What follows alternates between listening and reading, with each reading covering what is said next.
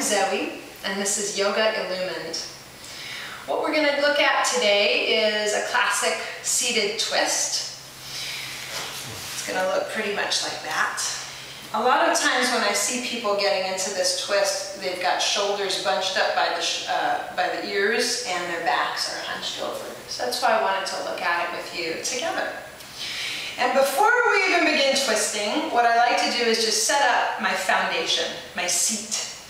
So you can sit like this, knee in front is bent, or if that's challenging, you can have your knee out in front straight. Okay, so straight leg or bent leg. I'm going to do the bent leg version. Either way, you want both buns on the ground.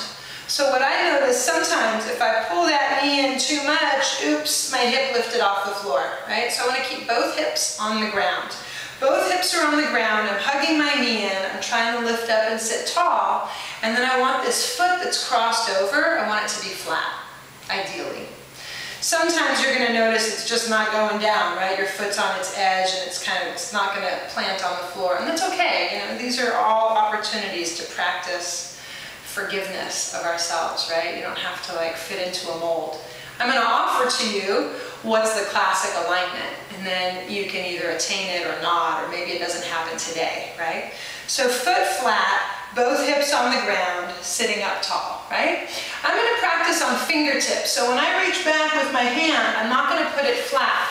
Reason being, here's the side view here, if I put my hand flat, do you see that my shoulder is now hooked forward? I'm kind of slouching in this shoulder, right? Whereas if I'm on fingertips, I can roll the shoulder back, yeah? So I want that one. I want the shoulder rolling back version. So I'm on my fingertips, I've got my shoulder rolling back. Now I take the other elbow across. So this is an opportunity for you to practice such awakened vitality. Your bottom foot is flat. Remember, we planted it. Both hips are on the ground. Remember, we rooted them. Fan open your fingers. Let it not be forgotten, right? Let it not be like a saggy arm. Wake up your fingers, wake up the chest, sit tall, then turn to twist. The twist is like the last thing. We're building it from the ground up. So from those rooted down sits bones, lift your lower back. Then lift your mid back, lift your chest, roll the shoulders back with fanned out fingers, turn and look again. Now let's close the mouth and breathe through the nose. On your exhale, twist more.